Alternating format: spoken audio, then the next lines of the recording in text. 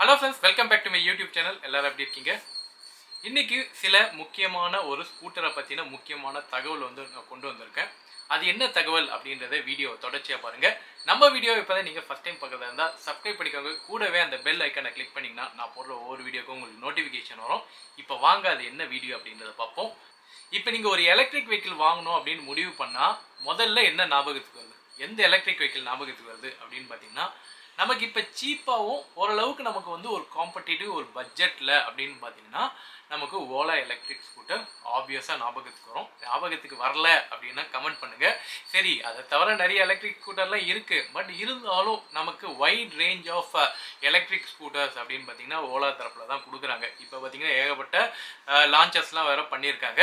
சரி, என்னதான் நம்ம மைண்டில் ஓலா எலக்ட்ரிக் ஸ்கூட்டர் வாங்கலாம் அப்படின்னு ஒரு மைண்ட் செட்டில் வந்தாலும் சில விஷயங்கள்லாம் நம்ம கண்ணு முன்னாடி வந்துட்டு போகுதுல்ல. இப்போ ஓலா வந்த புதுசில் பார்த்தீங்கன்னா சாஃப்ட்வேர் ப்ராப்ளம்னாங்க, அதுக்கப்புறம் நிறையா வண்டி பிரேக் டவுன் ஆகிடுச்சுன்னாங்க, சர்வீஸ் ப்ராப்ளம் இருந்தது. அதுக்கப்புறம் இப்போ அதை பற்றி நம்ம பேசுகிறோம், அதெல்லாம் ஞாபகத்துக்கு வருது. அதுக்கப்புறம் திடீர்னு வண்டி நடு ரோட்டில் நின்றுடுதுன்றாங்க. அதுக்கப்புறம் வண்டி தனியாக ஃப்ரண்ட் சஸ்பென்ஷன் உடஞ்சிக்கிட்டு கீழே உழுவுதுன்றாங்க. அது இல்லாமல் நிறைய வீடியோஸ் பார்க்க முடியுது, நிறைய ஃபோட்டோஸ் பார்க்குறோம். அப்புறம் வண்டி தீப்பிடிச்சி எரிஞ்சிருச்சுன்னு வேற பார்க்குறோம். அது மாதிரி ஏகப்பட்ட விஷயங்கள் நம்ம டிஜிட்டல் மீடியாவில் பார்த்துக்கிட்டே இருக்கோம். ஓலா ரிலேட்டடாக இந்த மாதிரியான கண்டென்ட் வந்துக்கிட்டு தான் இருக்குது. நம்ம என்னைக்கா ஏதாச்சும் ஒரு டெலகிராமோ இல்லை வாட்ஸ்அப்போ ஓப்பன் பண்ணால் ஓலா ரிலேட்டட் இல்லாத சில பிக்சர்ஸை நம்ம பார்க்கவே முடியாது. ஏகப்பட்ட பிக்சர்ஸ், ஏகப்பட்ட கிரிட்டிக்ஸ் ஓலா சந்திச்சு இருக்கு. ஓலா வாங்கலான்னு ஒரு இன்ட்ரெஸ்ட் இருக்கு. ஆனால் இதெல்லாம் பார்க்கும்போது எங்க ஃப்ரண்ட் சஸ்பென்ஷன் உடஞ்சிக்கிட்டு கீழே விழுந்துருமோ அப்படின்ற அந்த பயம் இருந்துகிட்டே இருக்கு அப்படின்ற மாதிரியான ஒரு கண்ணோட்டம் இருக்கிறதுனால மக்கள் நிறைய பேர் என்ன பண்றாங்க, சரி நம்ம சேஃப் சைட் பெட் எடுத்துருவோம், நம்ம ஓலா மாதிரி இப்போ ஏத்தர் இருக்கு, சரி கொஞ்சம் காசு போனாலும் பரவாயில்லப்பா, எனக்கு சேஃப்டி தான் ரொம்ப முக்கியம்னு சொல்லி ஸ்கிப் ஆயிடும். ஸோ இதுதான் நிஜம் நடக்குது. சரி, இப்போவும் பார்த்தீங்கன்னா 2 வீலர் எலக்ட்ரிக் மார்க்கெட்டில் ஓலா எலக்ட்ரிக் ஸ்கூட்டரோட சேல்ஸ் நல்லா தான் இருக்குது. இருந்தாலும் இந்த கிரிட்டிக்ஸுக்கு கம்பெனி ரெஸ்பான்ஸ் பண்ணியிருக்காங்க. குறிப்பாக இப்போ நமக்கு சமீபத்தில் நிறைய ஓலாவோட சஸ்பென்ஷன் ரிலேட்டட் இஷ்யூஸோட ஃபோட்டோஸை நம்ம அடிக்கடி பார்க்குறோம். ஸோ இதுக்கு கம்பெனி தரப்புலேருந்து என்ன ரியாக்ஷன் எடுத்திருக்காங்க, அதுக்கு என்னெல்லாம் கம்பெனி தரப்புலேருந்து பண்ண போகிறாங்க அப்படின்றத பற்றி நான் ஏற்கனவே ஒரு வாட்டி வீடியோ போட்டிருந்தேன். நிறைய அவங்க சஸ்பென்ஷனை மாற்றி கொடுக்குறாங்க, அவங்க நிறையா ஸ்கூட்டரை சஸ்பென்ஷனை மாற்றி கொடுக்குறாங்க அப்படின்ற மாதிரி போன வீடியோ நான் போட்டிருந்தேன். ஸோ இப்போ அஃபிஷியலாக அனௌன்ஸ் பண்ணியிருக்காங்க. அதை பற்றின ஒரு blog ஓலா தரப்புலேருந்தே கொடுத்துருக்காங்க. அது என்ன அப்படின்றத நம்ம ஒன்று ஒன்றா பார்ப்போம். blog.olaelectric.comல அவர் engineering fact busting myths and narratives. Okay, so அவங்களோட ப்ராடக்டை பற்றி சொல்கிறாங்க. ஒரு 1.5 வருஷத்துக்கு முன்னாடி ஸ்டார்ட் பண்ண எங்களோட இண்டஸ்ட்ரி இப்போ நாங்கள் 2 வீலர் இண்டஸ்ட்ரியிலேயே ஒரு பெரிய சேஞ்சஸ் கொண்டு வந்திருக்கோம். ப்ளஸ் நாங்கள் world class engineered products and manufacturing in India அப்படின்னு சொல்லி அவங்க ஆரம்பிக்கிறாங்க. கிட்டத்தட்ட 100 வருஷம் பாரம்பரியமான இந்த ஆட்டோமொபைல் இண்டஸ்ட்ரியோட டெம்ப்ளேட்டையே நாங்கள் மாற்றிருக்கோம். அது உண்மைதான்.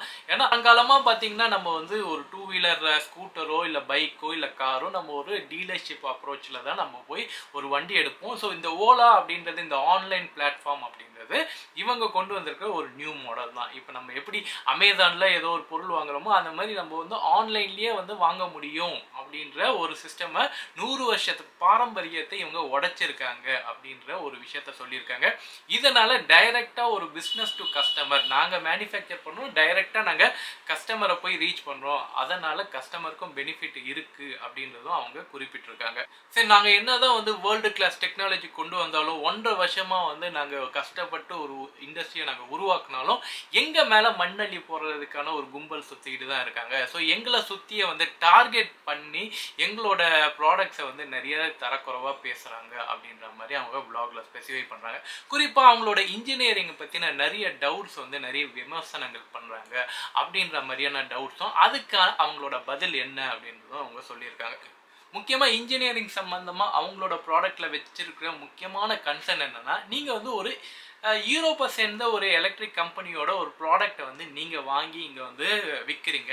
ஸோ அது வந்து ஃபுல்லாக யூரோப்பியன் கண்டிஷனுக்கு ஏற்ற மாதிரியான ஒரு ஸ்கூட்டரை வந்து இங்கே நீங்கள் வந்து விற்கிறதுனால ஒரு டெஸ்டிங் ஒரு ஒன்றுமே பண்ணாமல் ஒரு யூரோப்பியன் ஸ்டாண்டர்டில் வந்த ஒரு எலக்ட்ரிக் வெஹிக்கிளை இந்தியன் ரோட் கண்டிஷனுக்கும் இந்தியன் கிளைமேட்டிக் கண்டிஷனுக்கும் நீங்கள் டெஸ்ட் பண்ணாமல் இங்கே கொண்டு வந்திருக்கீங்க அப்படின்ற மாதிரியான ஒரு மித்து பரவலாக பரவிட்டு இருக்கு. ஏன்னா இவங்க வந்து இட்டர்கோ அப்படின்ற ஒரு கம்பெனி கிட்ட இருந்து தான் அந்த டிசைன் பேட்டர்னை வாங்கி இவங்க பண்றாங்க. ஸோ அதனால இது ஃபுல்லா வந்து இந்தியன் ரோட் கண்டிஷனுக்கு பண்ணல அப்படின்ற மாதிரியான குற்றங்கள் சொல்றீங்க. ஆனா அது கிடையாது அப்படின்ற ஒரு விஷயத்தை தான் இவங்க தொடர்ச்சியா சொல்லிட்டு வராங்க. ஸோ இதுல என்ன சொல்றாங்கன்னா, நாங்க வந்து இந்த ப்ராடக்டை நாங்க இங்க லான்ச் பண்ணும்போது 3 வகையான ஸ்டேஜஸ்ல டிஃப்ரெண்டான சிச்சுவேஷன்ல நாங்க வந்து செக் பண்ணி தான் இந்த வண்டியை வந்து நாங்க இங்க கொண்டு வந்திருக்கோம் அப்படின்னு சொல்லி ஒரு 3 வகையான ஸ்டேஜ் சொல்றாங்க. அந்த 3 வகையான டெஸ்டிங்ல ஃபர்ஸ்ட் வந்து டிஜிட்டல் டெஸ்டிங், அப்புறம் component vehicle testing in a lab controlled environment, and third வந்து real world vehicle testing. So இது ஒன்று என்னென்ன அப்படின்றத நம்ம பார்ப்போம். ஸோ டிஜிட்டல் டெஸ்டிங்னாலே உங்களுக்கு அந்த வேர்ட்லேருந்தே தெரிஞ்சிருக்கும். இது வந்து ஒரு வர்ச்சுவல் என்விரான்மெண்ட்டில் அவங்க செக் பண்ணுறது, ஸ்டிமுலேட் பண்ணுறது அப்படின்னு சொல்லுவாங்க. இது எப்படின்னா ரியல் டைமில் அவங்க போய் செக் பண்ணாமல் கம்ப்யூட்டர் மூலயமா ஒரு ப்ரோக்ராம் மூலயமா என்னெல்லாம் பாதிப்புக்கு என்னெல்லாம் வந்து இம்பேக்ட் ஆகும் அப்படின்ற மாதிரி கம்ப்யூட்டர்ஸை வச்சு அவங்க செக்கிங் பண்ணுவாங்க. அதுதான் வந்து டிஜிட்டல் டெஸ்டிங் இல்லை வர்ச்சுவல் டெஸ்டிங் கூட நம்ம சொல்லலாம். ஸோ அதுதான் சொல்கிறாங்க, இந்த சிஏ சிமுலேஷன் அப்படின்னு சொல்கிறாங்களே, இது எல்லாமே வந்து வர்ச்சுவல் லெவல் தான். ஓகே, ஸோ இங்கே நம்மளால பார்க்க முடியுது சில விஷயங்கள்லாம் இங்கே காமிச்சிருக்காங்க. Wheel rim, MCU, cockpit, vehicle drag, அப்புறம் side fall, frontal impact, 2 poster simulation. இங்கே எல்லாமே நம்மளால பார்க்க முடியுது எங்கெங்கெல்லாம் இம்பேக்ட் வருது அப்படின்றது ஒரு வெர்ச்சுவலாக அவங்களால வந்து கம்ப்யூட்டர்ஸ் வச்சு பண்ணுறாங்க அப்படின்றது தான். ஸோ இது டிஜிட்டல் டெஸ்டிங் ஃபர்ஸ்ட் கட்டமாக பண்ணுறாங்க ப்ராக்டிக்கலாக போகிறதுக்கு முன்னாடி. அடுத்தது வந்து component testing, component and vehicle testing, ஏன்னா கண்ட்ரோல்டு என்விரான்மெண்ட். ஸோ இங்கே என்ன சொல்கிறாங்கன்னா, நாங்கள் கிட்டத்தட்ட 200+ component plus 5000+ data point across functional, environment, mechanical, structural and electrical safety test பண்ணுறதா சொல்லியிருக்காங்க.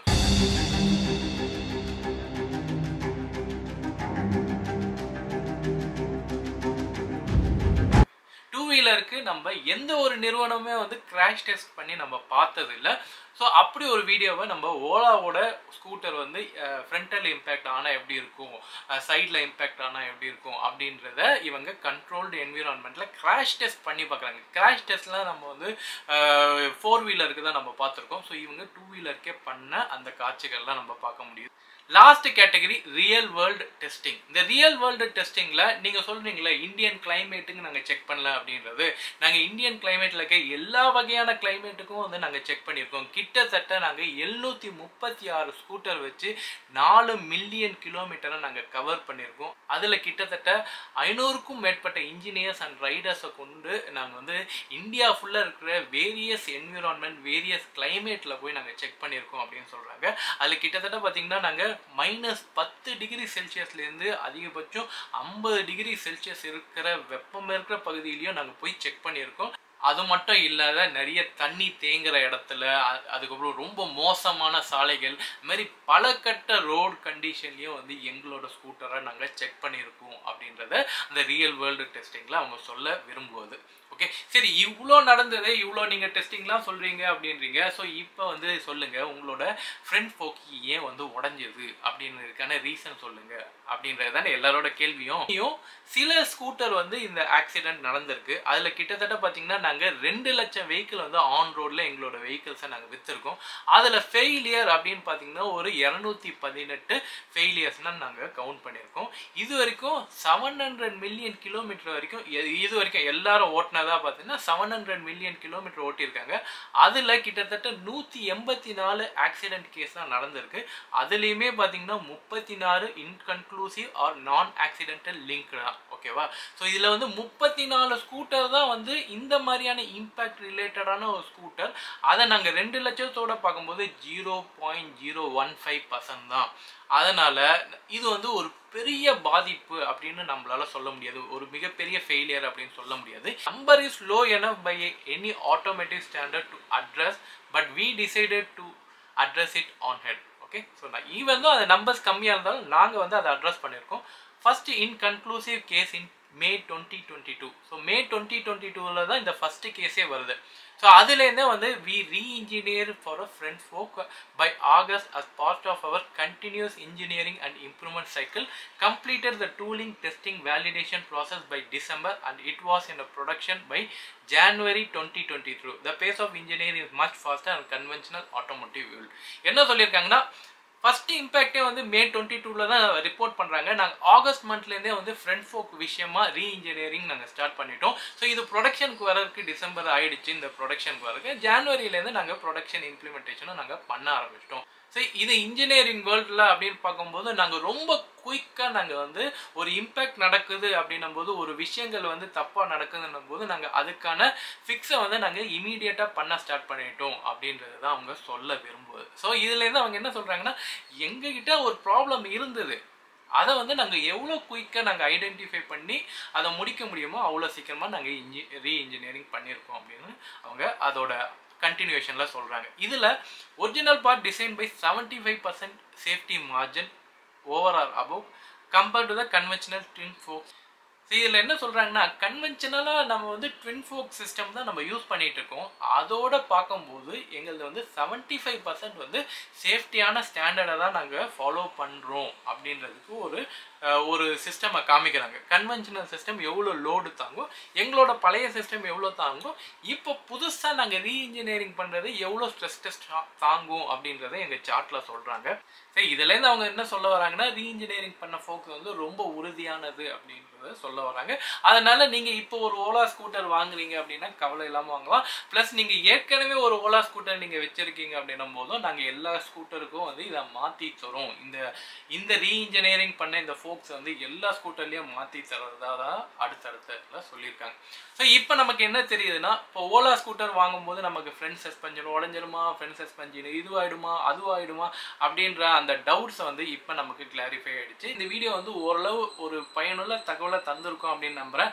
அண்ட் இனி ஓலா எலக்ட்ரிக் ஸ்கூட்டர் வாங்கும்போது ஒரு தயக்கம் இல்லாமல் வாங்கலாம் அப்படின்ற ஒரு மனப்பான்மையும் வந்து இப்போ நமக்கு ஏற்படுது அப்படின்றது நிஜமாக நம்ம சொல்லலாம். ஏன்னா இந்த நியூஸு அண்ட் இந்த இன்ஜினியரிங் ஃபேக்ட்லாம் அவங்க சொல்லும் போது நமக்கு ஒரு கான்ஃபிடென்ஸ் தருது. சரி, நம்பி வாங்கலாம்ப்பா அப்படின்ற ஒரு கான்ஃபிடென்ஸ் தருது.